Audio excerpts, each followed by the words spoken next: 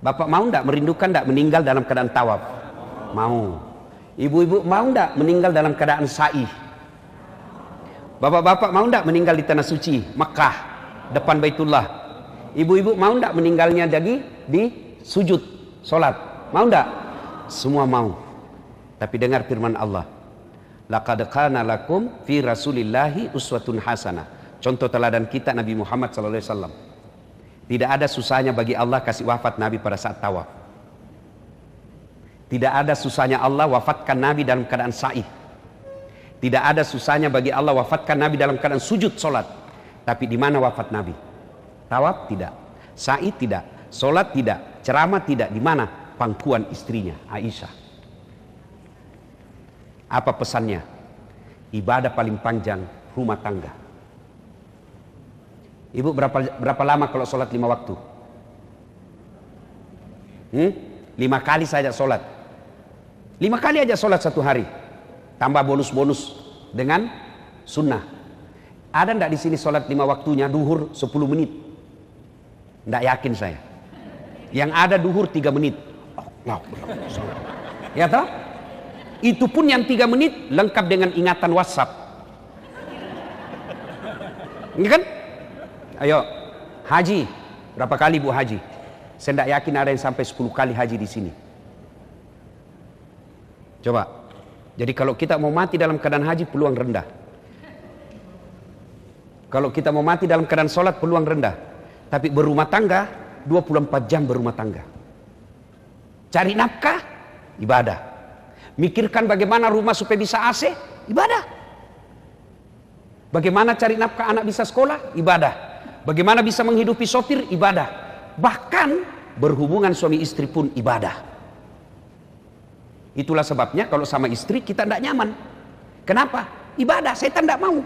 Kalau teman selingkuh, godaannya besar. Kenapa? Setan. Maka ibadah terpanjang selama hidup kita berumah tangga. Nah sekarang rumah tangga ibu. Baru-baru kita Idul Kurban. Saya segarkan kembali ingatan kita sejarahnya itu Idul Kurban. Ya, supaya kita ulang lagi nih kaitannya rumah tangga. Itu kan Ibrahim Pak kaya. Ibu-ibu Ibrahim itu kaya. Hebatnya dermawan. Banyak di Indonesia kaya, serakah, pelit. Sudah kaya, masih serakah plus pelit. Ini Ibrahim kaya dermawan. Hebatnya Pak, dia sembeli 1000 domba, 100 onta. Kira-kira kalau dirupiahkan sekarang 2,5 miliar. Ada di sini 2,5 miliar kemarin kurbannya? Tidak ada. Seluruh malaikat memuji Pak. Apa kata malaikat? Hebat ini Ibrahim. Manusia pun puji. Hebat kau Ibrahim. Jago kau. Beberapa tahun kemudian Ibrahim menikah dengan Siti Sarah. Kata Siti Sarah, bang, abang ini kan nabi, perlu ada pewaris. Saya tidak bisa berikan kamu anak, kau kawin lagi lah. Apa kata Ibrahim? Enggak. Kalau inilah takdirku, ya sudah. Enggak bang, kau nikah lagi. Enggak. Luar biasa Pak. Ibrahim didesak menikah, enggak mau Pak. Bapak-bapak sekarang dilarang sembunyi-sembunyi. Malah pakai KTP-nya orang lagi. Akhirnya desak. Ibrahim berkata, baik kalau begitu dek. Oke, karena kau maksa. Siapa? Kata Siti Sarah. Ngapain jauh-jauh? Itu aja si 6 pembantu kita. Pembantunya itu Siti Hajar. Itu aja pembantu. Pesannya Pak, tidak ada perempuan ikhlas 100%. Tidak ada. Kalau dia ikhlas pasti dia bilang silahkan kau pilih mana yang kau suka. Tapi ini bebas tapi terbatas. Ini namanya bebas tapi terbatas. Oke, nikah. Sudah menikah, alhamdulillah, hamillah Siti Hajar. Selang beberapa saat hamil pula Siti Sarah. Ini buat ibu-ibu nih. Kalau ada sudah 10 tahun belum punya anak, coba pakai ibunya Siti Sarah. Ya, siapa tahu mujur, siapa tahu. Ya kan? Nah, Siti Hajar dengan Ibrahim lahir anaknya. Namanya Ismail alaihi salam. Inilah keturunan kita orang Islam. Ibrahim dengan Siti Sarah lahir anaknya, namanya Ishak alaihi salam. Inilah keturunan Yahudi yang kurang ajar. Kita itu dengan Yahudi satu kakek, cuma Yahudi kurang ajar. Nah, lagi lucu-lucunya anaknya, ya kan? Ibu-ibu dengar dulu. Sejarah sebelumnya ada yang tersisa. Ketika lagi kecil-kecil anaknya, ya, balita kira-kira sekarang, Allah perintahkan kepada Ibrahim sama Siti Hajar, Ibrahim, bawa anakmu jalan sama istrimu. Kemana? Kau jalan saja. Dari Palestina, Pak. Kau jalan saja. Kemana? Kau jalan. Nanti saya kasih tahu kau singgah di mana. Jalanlah Ibrahim beratus kilo sampai di tumpukan batu. Allah berfirman, Ibrahim, kau simpan anak dan istrimu di situ. Terus kau kembali lagi, simpan di situ, tumpukan batu. Tumpukan batu itu sekarang jadi Ka'bah. Yang tumpukan batu itu. Ibrahim bilang sama istrinya, baik, sayang, saya diperintah kembali kampung. Loh, masa kau tinggalkan saya? Kau lihat ini bang, padang pasir, tidak ada tumbuhan, tidak ada air, tidak ada rumah. Padang pasir ini, kau mau tinggalkan saya? Tega betul kau. Apa kata Ibrahim? Saya juga tidak tega, tapi ini perintah Allah. Apa kata Siti Hajar? Bang, kalau ini perintah Allah, jalan kau. Biar saya urus anakku. Tenang, jangan cemas. Ini baru istri. Pesan pertama ibu, kalau perintah Allah jangan tawar.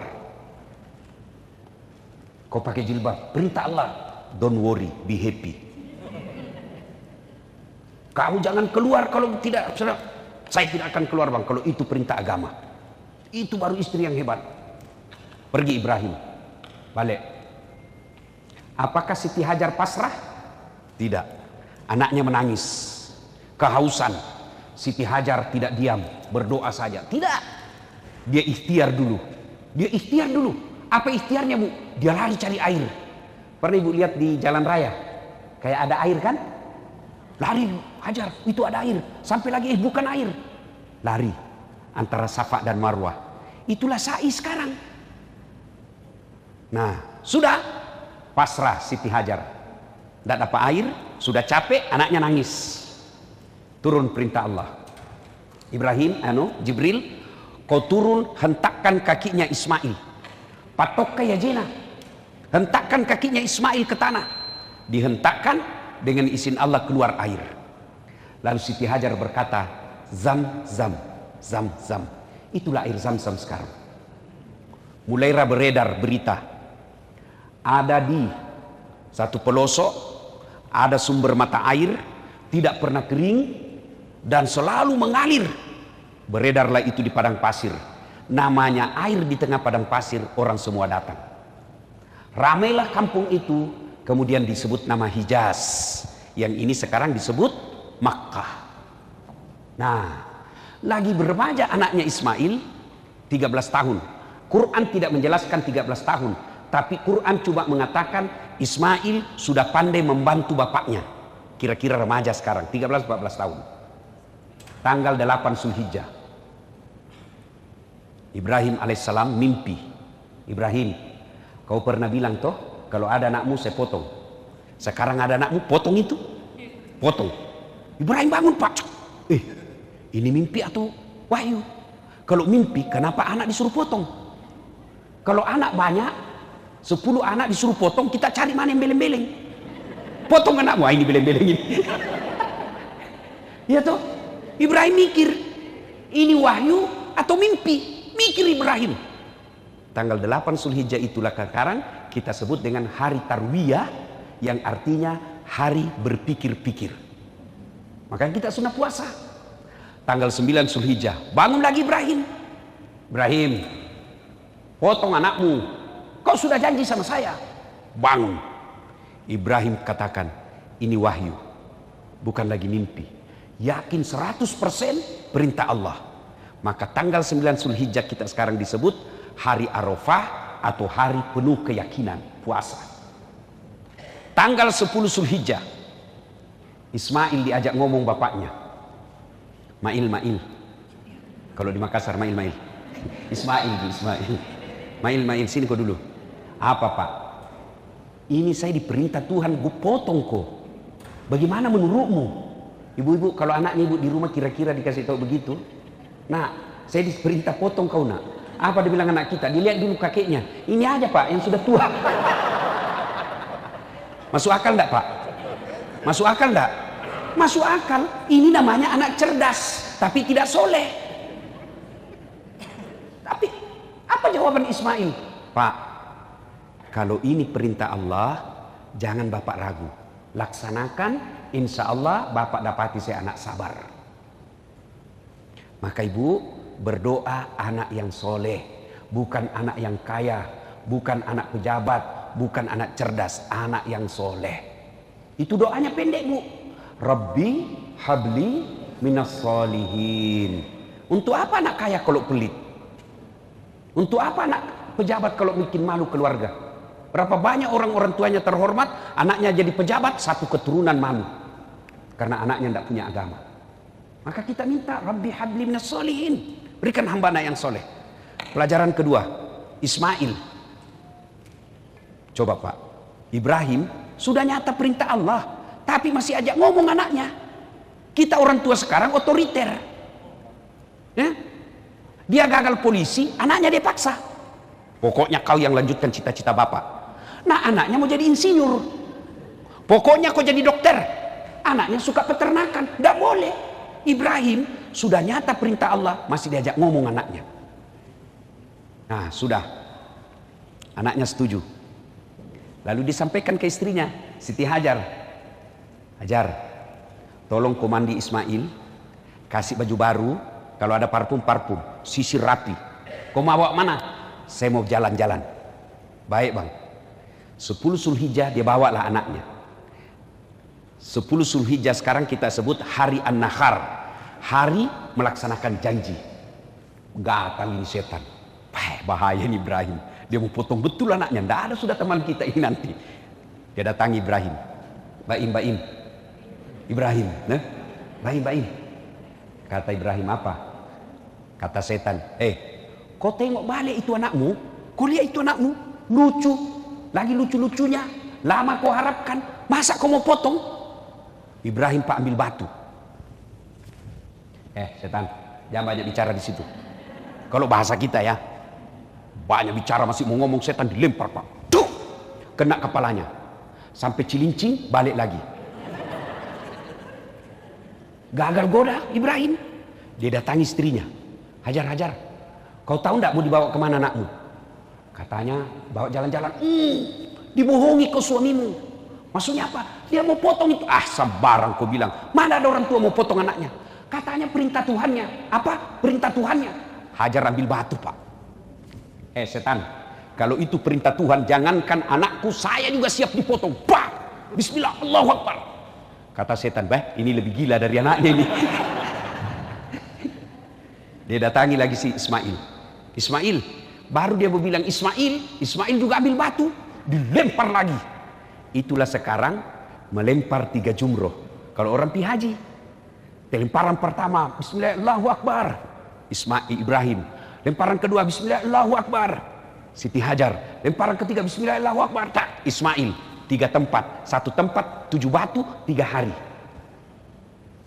Kenapa tidak langsung saja Ustadz 63 batu 1 hari saja langsung tak habis pulang? Kenapa mesti 3 hari?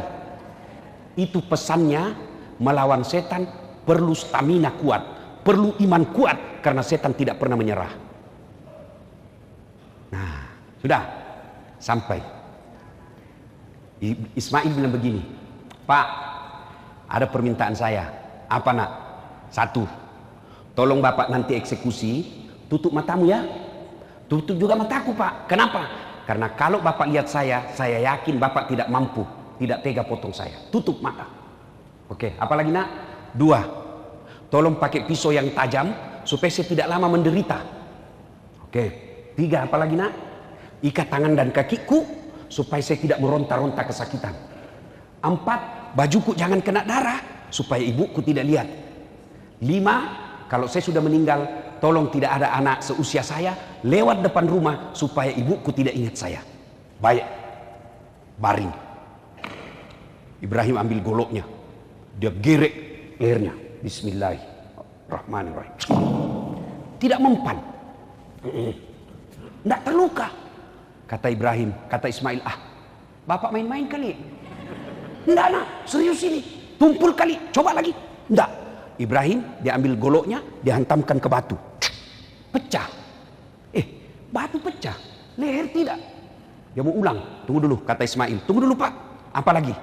Tolong buka tanganku, tolong buka kakiku. Kenapa? Karena kalau saya diikat, nanti Allah berfirman menyangka saya terpaksa dan tidak ikhlas. Allah lihat itu malaikat, kau malaikat, kau lihat hebatnya ini anak. Lalu malaikat memuji Allah dengan mengeluarkan Allahu Akbar, Allahu Akbar, Allahu Akbar. Mendengar itu, Ibrahim menyambutnya dengan kalimat La ilaha illallah huwallahu akbar. Lalu Ismail menyempurnakan memuji Allah, Allahu Akbar walillahil ham. Itulah kalimat yang kita ucapkan kalau takbiran. Allahu Akbar, Allahu Akbar, Allahu Akbar. Pujian Ibrahim malaikat. La ilaha illallah wallahu akbar. Ibrahim alaihissalam. Allahu Akbar walillahil ham. Ismail. Sudah. Allah perintahkan Jibril. Itu ada kibas di sorga yang pernah jadi maharnya anaknya Adam ketika menikah. Ambil itu kibas, ganti lehernya Ismail. Digantilah lehernya Ismail. Selesailah kisah Ibrahim menyembelih anaknya. Seluruh malaikat memujinya.